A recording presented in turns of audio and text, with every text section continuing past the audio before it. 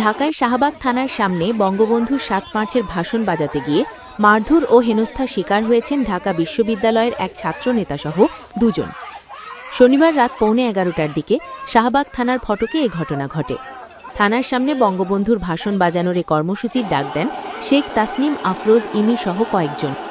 এদিন বিকালে ৭ মার্চের ভাষণ বাজানোর ঘটনায় দুজনকে আটকের প্রতিবাদে এ কর্মসূচি দিয়েছিলেন তারা।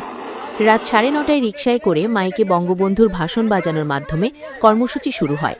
এরপর রাত 10টার দিকে কয়েকজন এসে তাদের মাইক ও ব্যাটারি ভেঙে ফেলে।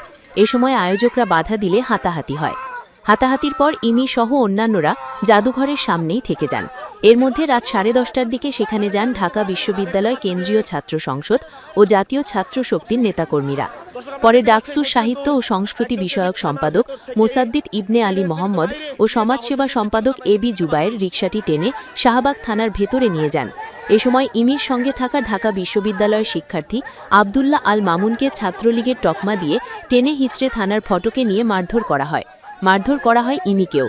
পরে সেখান থেকে ছাত্রশক্তির নেতাকর্মীরা ধরে তাদের টেনে হিচড়ে শাহবাগ থানার ভেতরে নিয়ে গিয়ে পুলিশের হাতে তুলে দেয়।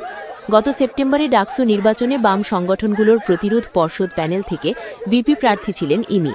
রমনা জোনের ডিসি মাসুদ আলম বলেন, আমরা এই ঘটনায় ব্যবস্থা নিব। ইমি ও মামুনকে আটক রাখা হবে কিনা জানতে চাইলে তিনি কোনো উত্তর দেননি। অভিযোগের বিষয়ে মোসাদ্দিক ইবনে আলী মোহাম্মদ বলেন, ইমি সালেহিনরা ছাত্রলীগের চিহ্নিত সন্ত্রাসী।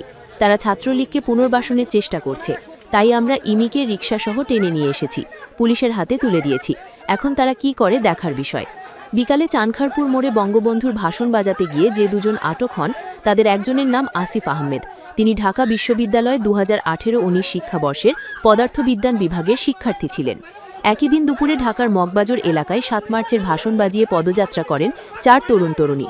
তবে তারা কোনো বাধার মুখে পড়েননি বলে আয়োজকদের একজন জানিয়েছেন। বঙ্গবন্ধু শেখ মুজিবুর রহমানের বজ্রকণ্ঠের ঘোষণায় স্বাধীনতার বার্তা ছড়িয়ে পড়েছিল দেশের প্রতিটি প্রান্তে। ইতিহাসের বাঁক বদলে দেওয়া সেই ৭ মার্চ এবার এসেছে ভিন্ন বাস্তবতায়।